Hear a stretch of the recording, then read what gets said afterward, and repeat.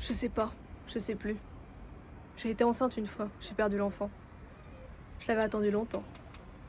Je l'aimais cet homme, je suis devenue folle en l'aimant. Il était militaire et il partait pour des missions ponctuelles. Il revenait, il repartait. À chaque départ, mon cœur s'arrêtait.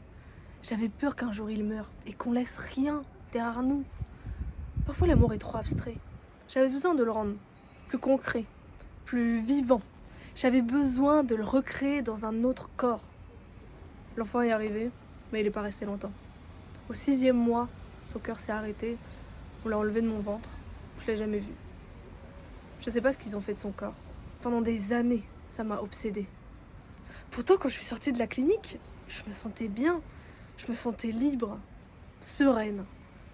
J'avais compris quelque chose sur moi. Je n'étais pas une mère. J'avais voulu un enfant. C'était le désir d'un moment, mais cet enfant a refusé la vie. Il est parti, je suis partie aussi. On s'est pas rencontrés, tout simplement. Et j'arrivais plus à m'abandonner dans les bras de cet homme, dévasté par la perte, qui me demandait désespérément un enfant de remplacement. Moi, j'en voulais plus. J'étais une autre. Regarde ce monde.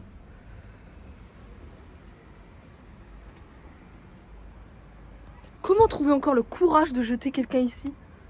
Non, j'ai plus jamais ressenti le besoin de fabriquer une vie. De donner la vie, oui.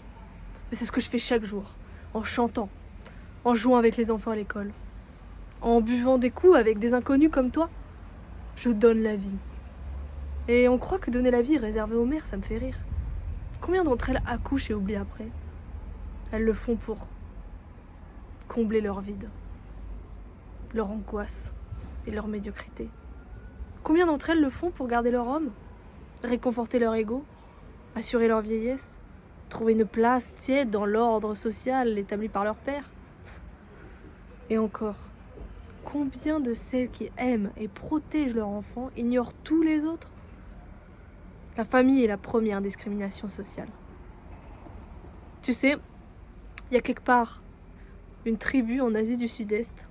Là-bas, quand une femme veut un enfant, tous les hommes lui font l'amour. L'enfant appartient à la communauté. Tout le monde le protège. Je suis de cette tribu, moi. Mais je suis pas née au bon endroit.